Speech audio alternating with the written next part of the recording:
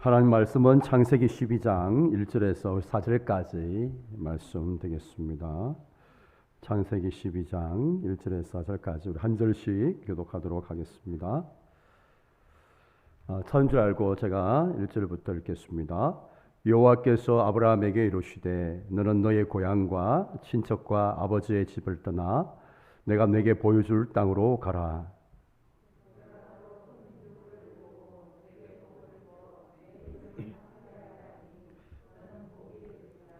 너를 축복하는 자에게는 내가 복을 내리고 너를 저주하는 자에게는 내가 저주하리니 땅의 모든 족속이 너로 말미암아 복을 얻을 것이라 하신지라. 이에 아브라함이 여호와의 말씀을 따라갔고 롯도 그와 함께 갔으며 아브라함이 하란을 떠날 때에 75세였더라. 아멘. 잘 오셨습니다. 오늘도 말씀과 기도로 은혜 주실 줄 믿습니다.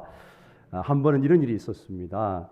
제 아들이 학교를 갔는데 이제 아주 날씨가 너무 맑았어요. 날씨가 너무 화창하고 맑았습니다. 학교를 갔는데 갑자기 오후부터 비가 오는 거예요.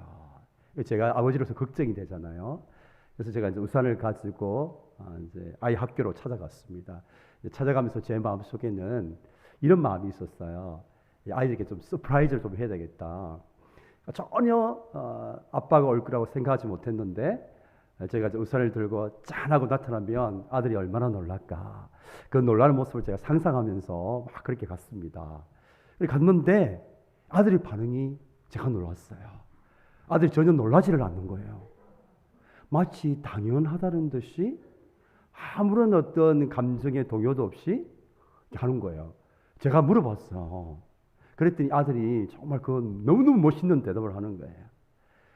자기는 아빠가 찾아올 줄 알았다는 거예요. 제가 그 말을 듣는데 너무 감동이 되었습니다. 막 가슴이 뭉클해지면서 이야, 이 아이가 초등학교 때인데 자기가 어렵고 힘들 때는 아버지가 반드시 자기에게 찾아온다라는 것들을 이렇게 이제 경험을 통해서 자기가 느끼고 있었던 거예요. 그러면서 제가 그 말을 듣는데 참 마음이 감동이 되고 아버지로서 제가 또 목사니까 하늘 아버지도 아버지에 대한 우리의 이런 믿음들을 얼마나 기뻐하실까 하는 생각이 들었습니다. 여러분, 우리 하늘 아버지는 자녀인 저와 여러분의 삶 가운데 반드시 찾아오시는 분이세요. 여러분 믿습니까? 예, 반드시 개입하시는 분이십니다. 우리 하나님은 세상을 창조하시고 저와 여러분을 만드시고 하나님의 자녀로 부르시고 그냥 내버려 두지 아니하신다라는 거예요. 사실 우리 기독교 신앙에 있어서 놀라운 것들이 참 많이 있습니다. 뭐 부활도 그렇고 또 예수님께서 우리를 위해서 십자가에 죽으셨다는 그 사실도 사실은 너무너무 놀라운 거죠. 다른 종교에서 신이 자신을 믿는 사람들을 위해서 대신 죽었다, 그런 이야기는 나오지 않습니다. 그런데 우리 기독교는 신이 사람들을 위해서 자기가 스스로 자기가 인간이 되어서 오셨고 또 인간들을 위해서 죽은 이야기가 있는 거예요. 아주 놀라운 이야기죠.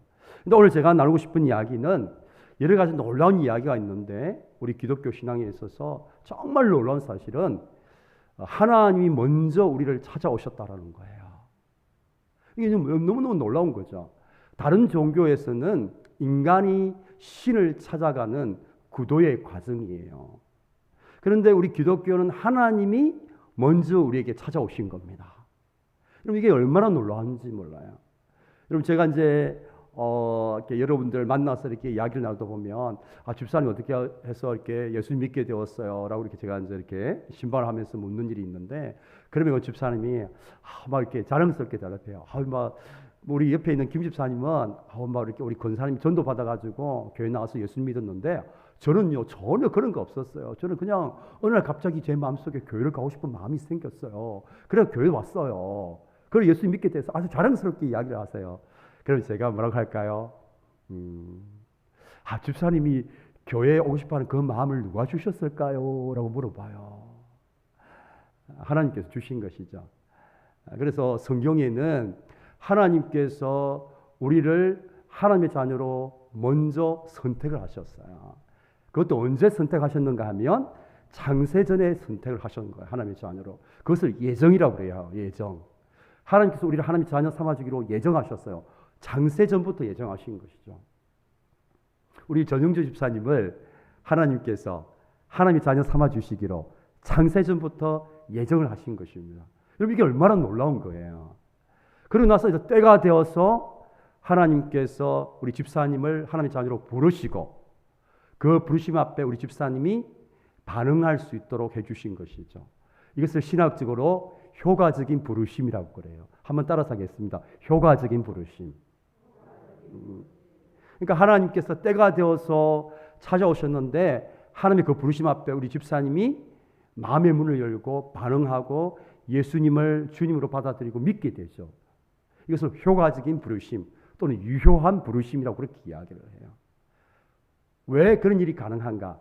하나님이 먼저 우리를 선택해 주셨기 때문에 가능한 거예요. 그러니까 하나님이 우리를 먼저 찾아와 주신 것이죠. 참 이 놀라운 사실인데 오늘 말씀 보니까 창세기 12장 1절 말씀 보니까 여호와께서 아브라함에게 이르시되라고 이렇게 시작을 하고 있습니다. 평범하게 살고 있었던 아브라함의 한 인생 가운데 하나님께서 찾아오신 것이죠. 먼저 찾아오신 것이죠. 아브라함이 하나님을 찾은 게 아니었습니다. 하나님이 먼저 아브라함 가운데 찾아오셨어요. 이미 하나님께서 만세전부터 아브라함을 믿음의 조상으로 선택하시고 때가 되어서 이제 하나님께서 아브라함 가운데 찾아오셔서 아브라함을 부르신 것이죠. 그리고 그 부르심 앞에 이제 아브라함의 믿음의 여정이 시작이 된 것입니다. 믿음이 시작된 거예요. 그럼 오늘도 우리가 분명한 사실은 하나님은 우리를 먼저 찾아와 주신 거예요. 그리고 더 놀라운 사실, 하나님이 우리를 찾아와 주셨다는 그 사실도 놀라운데 우리를 찾아와 주셔서 자녀 삼아 주신 하나님께서 자녀된 우리의 삶 가운데 항상 찾아와 주신다는 거예요. 저와 여러분을 그냥 내버려 두지 아니하신다는 거예요. 세상에 어떤 사람들은 하나님께서 세상을 창조하시고 세상에 대해서는 간섭하지 아니하신다. 세상에 대해서는 돌보지 아니하신다. 세상에 대해서는 개입하지 아니하신다. 그렇게 말씀하지만 그건 잘못된 거예요. 그것을 이신론이라고 그래요. 이신론. 하나님은 그런 분이 아니십니다. 자녀인 저와 여러분의 삶 가운데 개입하시는 분이세요. 다른 말로 반드시 우리의 삶 가운데 찾아오시는 분이시죠. 그래서 우리가 신앙생활을 하면서 이 사실을 꼭 기억하셔야 돼요. 하나님은 우리를 반드시 찾아오신다. 우리 한번 따라서 하겠습니다. 하나님은 반드시 우리를 찾아오신다. 예. 다른 말로 하면 우리의 삶을 그냥 내버려 두지 아니하십니다. 우리의 삶을 하나님께서 하나님의 뜻 가운데 우리 삶을 이끌어 가십니다. 하나님이 원하시는 그 삶의 방향, 우리의 삶을 이끌고 계시는 거예요. 개입하시는 거 우리의 삶 가운데.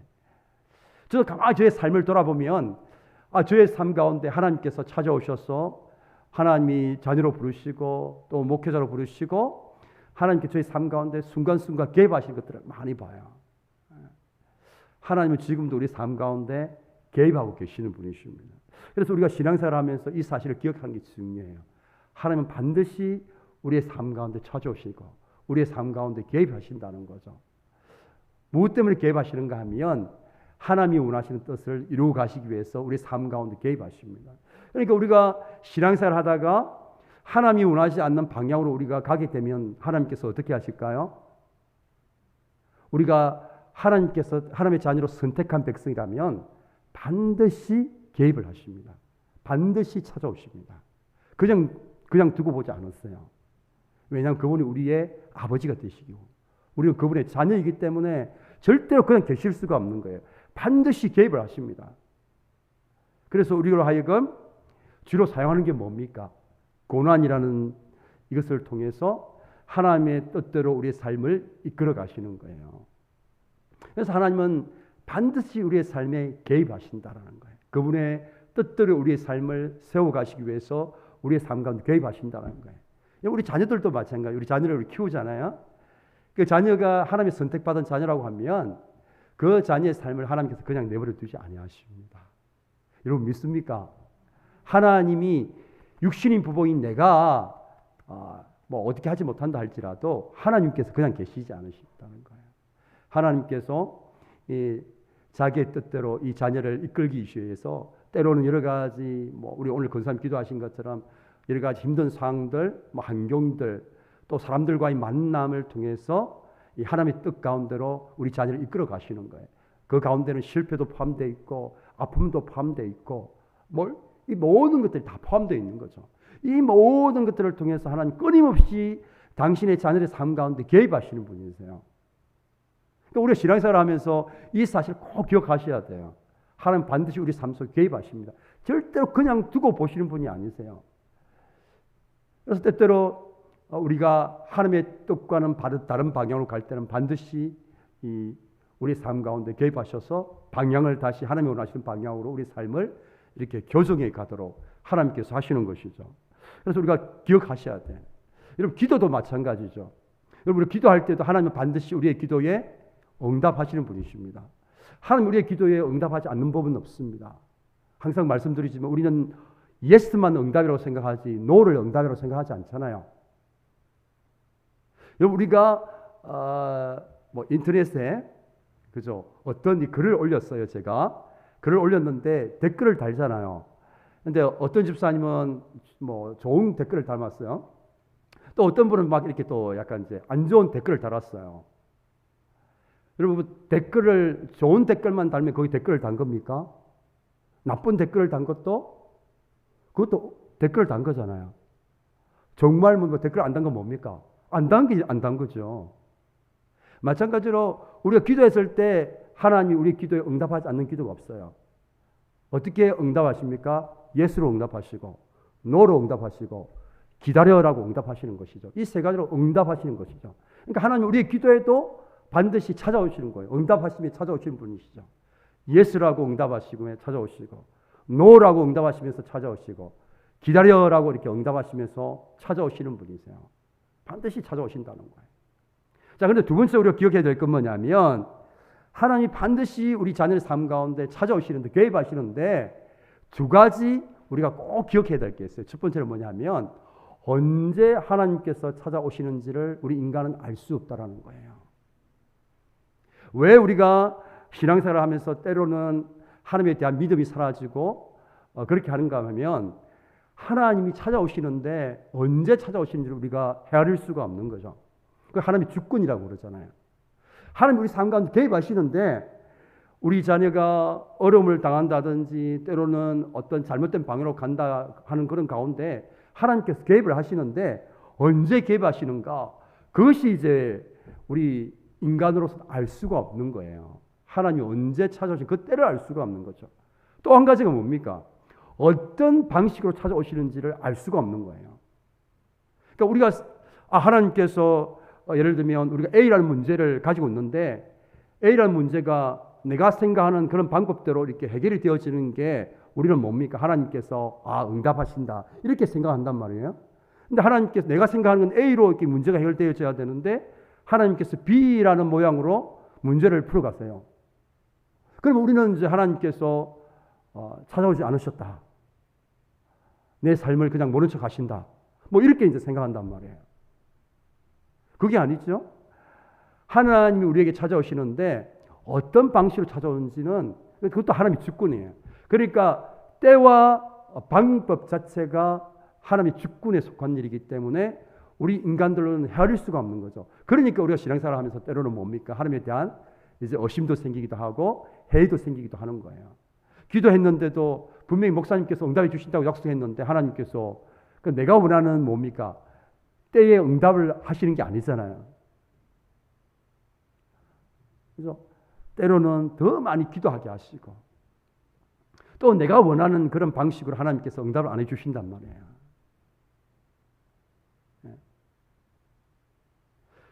그래서 우리가 이러한 하나님의 방식 때문에 우리가 때로는 우리 신앙이 많이 힘들어할 때가 많죠. 그래서 우리가 기억해야 될 건 뭐냐면 하나님은 반드시 우리 삶에 찾아오시고 개입하시는데 언제 찾아올지 그리고 어떠한 방식으로 우리에게 찾아올지는 우리는 알 수가 없다라는 거죠. 그러나 분명히 한 가지 확실한 것은 반드시 찾아오신다라는 거예요. 이걸 우리가 신앙생활 하면서 아는 게 참 중요합니다. 여러분 오늘 한번 본문을 한번 보십시오. 하나님께서 아브라함을 찾아오셨는데 여러분 그때 4절 말씀 보니까 이렇게 적고 있어요. 이에 아브라함이 여호와의 말씀을 따라갔고 롯도 그와 함께 갔으며 아브라함이 하란을 떠날 때에 75세였더라. 여기 75세 되는 분 계십니까? 아직 안 계시잖아요.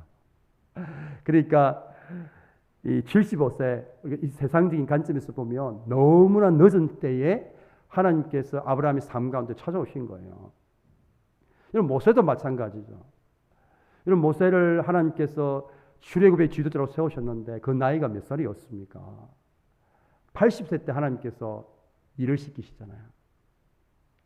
사실 40세 때 모세가 진짜 왕자로 있었고 세상적으로 권력을 가지고 있었고 가장 열정적이고 그런 나이에 하나님께서 그를 부르신 게 아니고 이 광야에서 40년 동안 뺑뺑이 돌고 얼마나 그가 훈련을 받았으면 그렇게 당당하고 자신감 넘쳤던 이 모세가 하나님께서 부르셨을 때 어떻게 합니까? 계속해서 못한다고 거절하잖아요. 얼마나 이렇게 뺑뺑이를 돌았으면 그 자신감이 넘쳤던 사람이 그 천하를 품었던 모세가 하나님 전 못해요. 그렇게 하잖아요. 여러분 저도 이제 이렇게 목회를 하면서 이런 생각을 했던 때가 있었어요. 제가 한 30대 후반에 담임 목사가 돼가지고 그때는 뭐 잠을 안 자도 피곤한 줄 모르잖아요. 청년들과 뭐 수련회 가면 저는 이제 방을 따로 안 잡습니다. 같이 교회당에서 같이 먹고 자고 합니다. 사실 그게 되게 불편하거든요. 근데 그때는 힘든 줄 모르는 거예요. 지금은 저는 뭡니까? 방을 따로 잡아야 돼요. 예. 이게 12시를 넘기면 저는 이제 후유증이 심하고 제가 이 교회 오기 전에 마지막으로 제가 청년부 수를 냈는데 제가 새벽 2시까지 집회를 인도했습니다. 야, 후유증이 2달을 가더라고요. 회복이 되는데. 그러니까 벌써 이제 이게 뭡니까? 저는 이제 하나님 앞에 가끔씩 이런 생각을 하는데 제가 정말 30대 후반에 이 평안교로 왔으면 아마 이제 막 난리 났을 건데 우리 성도를 그냥 내버려 두지 않았을 건데 뺑뺑이 돌리고만 그래서 그런 생각 얼마나 그 열정이 넘쳤겠습니까? 그냥 막 데리고 그죠? 매주 그냥 감리산 기도 가고 뺑뺑이 돌리고 그죠? 계속 성경 공부 시키고 전도 시키고 뭐 전혀 다른 생각 못 하도록 휴일날도 못 쉬도록 우리 막 여전도에 수련회 잡고 연합 수련회 잡고 우리 중직자 수련회 잡고 뺑뺑이로 돌리는 거죠. 계속해서 딴 생각하지 못하도록. 그죠? 그러면서 세상적으로 보기 때문에 그때 정말 열정적으로 지치지 않고 막 그렇게 어떤 뭔가 일을 할 수 있지 않겠는가라는 그런 생각을 가끔씩 할 때가 있습니다. 근데 이제 하나님이 그 부르심의 때를 알 수가 없는 거예요. 그때는 제가 돌아보면 참 자신감도 넘쳤던 것 같아요. 정말 인간적으로 봐도 자신감이 넘치고 그랬는데 하나님께서 20년 동안 저를 뺑뺑이를 돌리시더라고요. 부목사로 한 20년, 부교육자로 20년 뺑뺑이를 돌리면서 강야를 저를 보내시고 연단을 시키시고 인간적인 모든 자신감과 이것들을 딱 꺾어버리시더라고요. 그래서 모세처럼 진짜 내가 과연 할 수 있겠나 하는 그 순간까지 저의 모든 자신감을 하나님께서 다 꺾으시는 이후에 하나님께서 부르시더라고 담임 목사로. 그러니까 저는 이미 20년 동안 이제 연단을 받은 거죠. 또 어떤 목사님은 담임 목사님이 되어서 연단을 받는 분이 계세요. 담임 목사님이 되어서 우리 성도들과 온 교회가 함께 목사님과 함께 연단을 받는 거예요. 하나님부터. 목사님도 훈련을 받고 성도들도 훈련을 받고 교회도 훈련을 받습니다. 저는 이제 부목사 때 이제 우리 그곳에 있는 성도님들과 함께 뺑뺑이를 이미 돌았기 때문에 그래서 하나님의 그때는 참 우리가 알 수 없어서 그래서 가끔씩 힘들 때가 있어요. 정말 이때는 정말 내가 잘할 수 있을 것 같고 정말 이때에 하나님께서 내 기도에 응답해 주셨으면 좋을 것 같고 이때에 우리 자녀가 꼭 취직했으면 좋을 것 같고 이때에 좋은 배우자 만나서 결혼했으면 좋을 것 같은데 항상 타이밍이 다르잖아요. 그죠? 막 그렇게 서울 태우고 뭐 기도하게 하시고 난 이후에 하나님께서 그죠? 또 취직도 시켜주시고 또 결혼도 하게 하시고 하는 것들을 보게 되죠. 또 좀 가만히 한번 생각해 보십시오. 저는 우리 평강교회가 사실은 저의 인생 가운데 전혀 없었던 교회였습니다. 제가 이 교회 가까운 근처에 있었지만 지나가면서 늘 봤던 교회이지만 사실 제 마음속에는 없었습니다. 그런데 하나님이 전혀 생각하지 않았던 그곳으로 저는 제가 장대교회를 떠날 때에 다시는 이 사구 지역에 제가 올 일이 없다고 생각하고 간 사람입니다. 그래서 제가 서면으로 갔잖아요. 아주 극과 극동 내려갔잖아요. 사실 또 제가 이제 처음에 이곳 살고 있다가 해외로 갔잖아요. 동네로 갔다가 동네에서 이제 싱가포르로 갔단 말이에요. 근데 다시 이쪽으로 돌아왔어요. 그러면서 하나님의 그 알 수 없는 방식, 하나님의 그 때와 하나님의 그 방식이 얼마나 나로서는 알 수 없는 것인지를 고백하게 돼요. 여러분, 우리가 아브라함도 하나님께서 75세 되는 나이에 불렀습니다. 왜 그때 부를까요? 우리는 알 수 없습니다. 그래서 우리가 왜 하나님께서 그렇게 하시는가, 크게 두 가지 이유가 있을 것 같아요.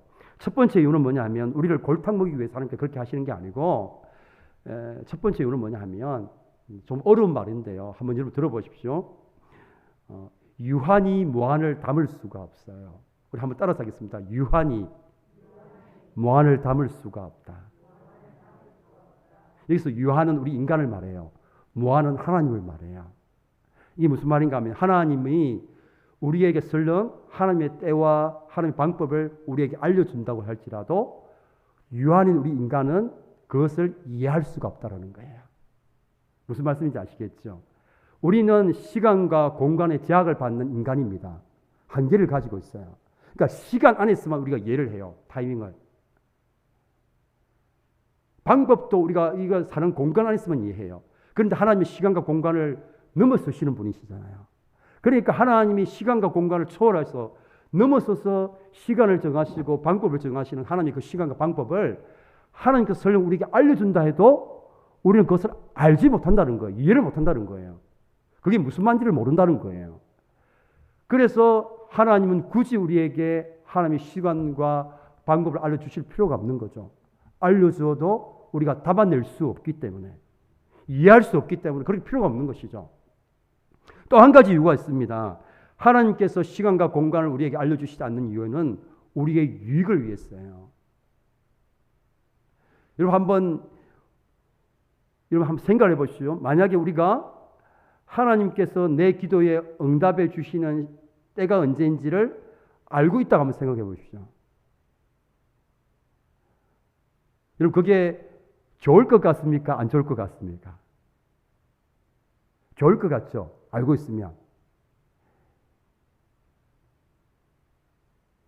전혀 안 좋습니다. 왜냐하면 기대감이라는 것은 전혀 가질 수가 없잖아요. 여러분 우리 기대감이라는 것은 어디서부터 나옵니까? 모르는 것에서부터 나오는 거예요. 그러니까 이런 거죠. 내가 이게 그렇잖아요. 언제 우리 아내를 만날지 모르기 때문에 흥미가 재미가 있는 거죠. 아, 내가 내 나이 그죠? 35살 때, 그죠? 4월 7일 날 우리 아내를 서면 그 선우장 그 지하 다방에서 만날 거라고 알고 있었다면 재미 하나도 없는 거죠. 제 인생 속에 전혀 알지 못하는 그 타이밍에 만난 거예요. 그래서 기대가 되는 거죠. 그럼 하나님께서 왜 우리에게 시간과 때를 알려주지 않으셨냐? 우리의 유익을 위해서요. 그러면 이런 생각이 되죠. 하나님이 언제 우리의 삶 가운데 찾아와 주시고 우리에게 은혜를 베풀어 주실지 우리가 모르면 어떻게 됩니까? 그래서 반대로 뒤집어 보면 우리는 언제 하나님이 우리 인생 가운데 찾아와 주실지를 모르기 때문에 어떻게 합니까? 영적인 긴장감과 기대감을 가지게 돼요. 그러니까 오늘 이 시간 우리가 예배를 드리면서 하나님을 만날 수도 있어요. 우리가 또한 믿음의 사람들과 함께 이 목장 모임과 교제를 나누면서 우리를 찾아와 주시는 하나님을 만날 수도 있어요. 때로는 내가 전혀 생각하지도 않은 그 장소에서 믿음의 사람들과의 만남과 교제를 통해서 하나님을 만날 수 있단 말이에요. 이게 얼마나 놀라운 우리에게 긴장감과 기대감을 안겨주는지 몰라요. 우리가 예배를 드리는 그 순간에도 우리를 찾아와 주신 하나님을 만날 수도 있어요. 우리가 목장 모임을 통해서도 하나님을 만날 수도 있어요. 그러니까 언제 하나님이 찾아오실지를 모르기 때문에 우리는 어떻게 해야 됩니까? 매 순간순간 우리가 하나님을 예배하고 또 믿음의 이름으로 모이고 또 기도하고 찬양하는 그 순간에 우리는 우리를 찾아와 주시는 하나님을 만날 수가 있는 것이죠. 이게 대단한 거잖아요. 언제 어느 때에도 하나님은 시간과 장소에 구애받지 않고 우리의 삶 가운데 찾아오실 수가 있는 거예요. 그러니까 우리가 이것을 알면 우리가 어떤 순간이든지 하나님이 내 인생 가운데 찾아오실 수 있다.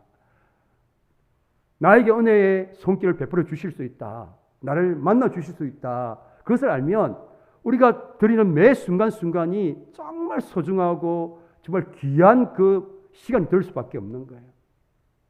저와의 이제 만남을 통해서도, 저와 식사를 하는 가운데, 이렇게 식사 교제를 하는 가운데서도 하나님 그것을 통해서 내 삶 가운데 개입하실 수 있어요. 정말 그래요. 그죠? 자녀의 결혼을 위해서 기도했는데 저와 이렇게 만나서 이야기하다가 이제 기도 제목을 알게 되고, 기도하는 가운데 하나님 또 저라는 사람을 또 연결지어서 배필을 만나게 하고 가정을 이루게 하실 수도 있죠. 그럼 하나님께서 이렇게 일을 하시는 거예요. 하나님 사람을 통해서 일을 하시잖아요. 그러니까 하나님이 언제 어떤 순간에 우리의 삶 가운데 우리를 만나 주실 수 있는 거예요. 지금 이 순간도 하나님 이 예배 드리는 순간에, 말씀을 듣는 순간에, 때로 기도하는 순간에 하나님 우리를 만나와 주실 수가 있는 거죠.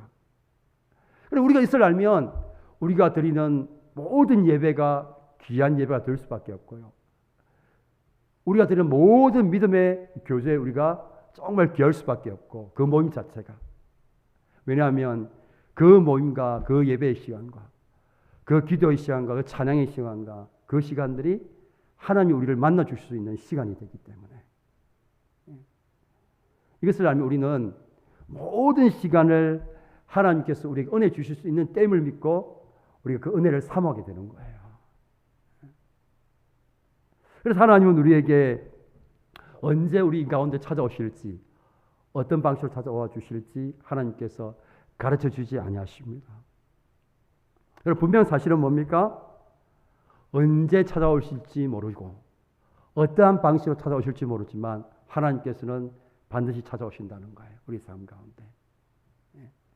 그래서 저는 우리가 이 믿음의 이름으로 모이는 모든 곳에는 하나님께서 언제든지 우리에게 찾아와 주실 수 있는 시간들입니다. 그러니까 저는 말씀을 이렇게 묵상하고 말씀을 준비하는 가운데서도 말씀을 통해 찾아오신 하나님을 만나죠. 하나님의 음성을 듣죠. 하나님의 감동을 듣죠.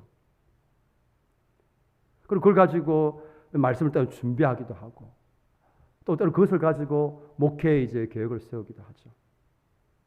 하나님께서 이 말씀을 이제 막 이렇게 묵상하는 가운데 하나님께서 저를 만나 주시는 거예요, 말씀으로. 때로 이제 기도하는 중에 하나님께서 또 저를 만나 주시죠.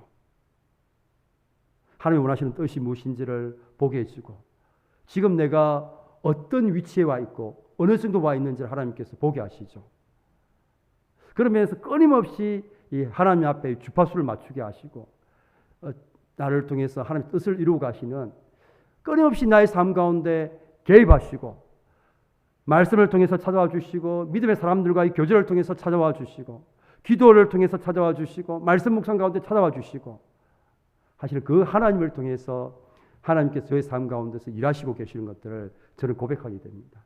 사랑하는 평강의 가족 여러분, 하나님은 반드시 찾아오세요. 근데 어떻게 찾아오실지를 우리가 알 수 없는 거죠. 말씀을 듣는 가운데 찾아오실 수도 있고, 성도들과의 믿음의 교제를 통할 때 찾아오실 수도 있고, 기도하는 가운데 하나님께서 찾아오실 수도 있고, 어떤 방식으로 찾아올 우리는 알 수 없지만, 또 어느 때에 찾아올지 알 수 없지만 분명한 사실은 찾아오신다는 거예요. 우리 삶 가운데 개입하신다는 거예요. 그럼 이것이 우리의 진정한 소망이라는 사실을 붙들 수 있기를 주님의 이름으로 축복합니다. 그래서 우리가 우리의 삶 가운데 개입하시고 찾아와 주시는 그 하나님을 우리가 기대하고 사모하는 마음을 가질 수 있기를 축복합니다. 우리가 예배를 드릴 때 그냥 드리지 마시고, 오늘 내가 이 예배를 드리면서도 오늘도 말씀을 통해서, 때로는 찬양을 통해서, 기도를 통해서, 또 믿음의 사람들의 간증을 통해서 하나님께서 나를 만나 주실 거야. 하나님께서 나의 인생 가운데 개입하실 거야. 그런 기대감을 가지고 우리가 임해야 되는 거예요. 그런 사모함들, 그런 기대함을 가지고 우리가 임하게 되면 하나님께서는 우리의 삶 가운데 찾아와 주시고 개입하시는 것들을 우리가 느낄 수 있는 줄 믿습니다. 우리 뱅갈 모든 가족들이 그러한 삶을 살아갈 수 있기를 주님의 이름으로 축복합니다. 우리 함께 찬양하면서 같이 한번 기도하겠습니다.